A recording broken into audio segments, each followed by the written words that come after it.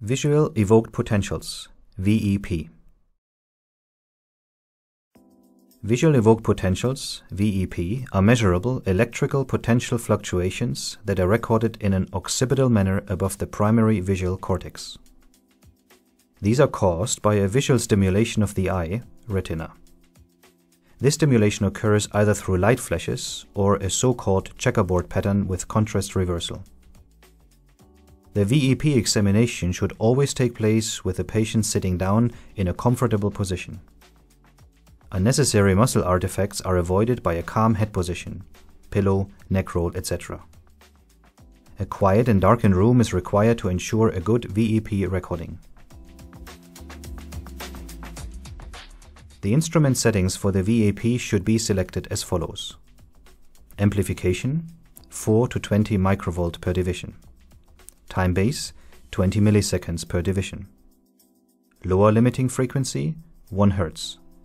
Upper limiting frequency, 200 Hz. The limiting frequencies at Evoked EMG have been stored in the setup settings and cannot be directly changed. Obviously, the device settings should be configured to suit the particular diagnostic requirements. Visual evoked potentials usually take place on one channel and by using pattern reversal stimuli. The stimulation occurs through a steady switch over of light and dark squares, which is the so-called checkerboard pattern on a monitor. It is recommended to place the stimulation monitor on a height adjustable table, bracket, to position the monitor accurately at the eye level of the patient. Throughout the entire examination, the patient has to fix his eyes on the fixation point. This is in most instances a red cross or point which is located in the middle of the stimulation monitor with the stimulated eye.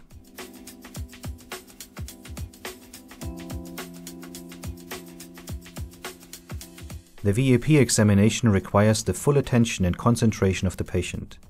Otherwise, a successful examination will not be possible.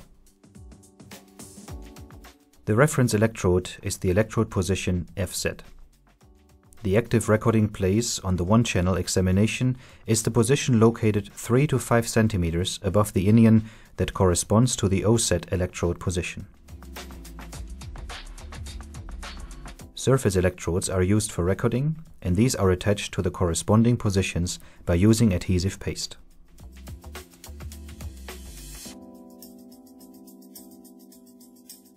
To realize good recording results, attention should be paid to ensure that the contact resistance between the scalp and the electrodes is less than 5 kΩ. The grounding can be attached to the wrist or on the CZ electrode position. By using the Evoked EMG, the patient has to sit at a distance of 140 cm to the VEP monitor. The monitor should be at the eye level of the patient. Please check your manual to verify the distance that the patient should be to the monitor by using different checkerboard patterns.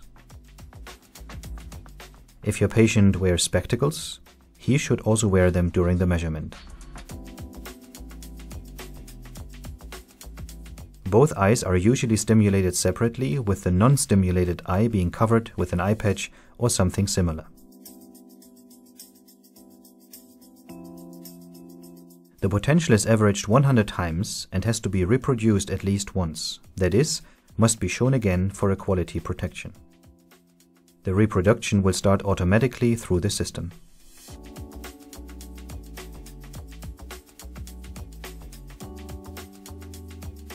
Subsequently, the measurement takes place on the left side, which means that obviously the eye patch must be changed accordingly. Once the measurement of the left side has been completely finished, the markers, if they were not placed correctly by the program, will be scrolled manually.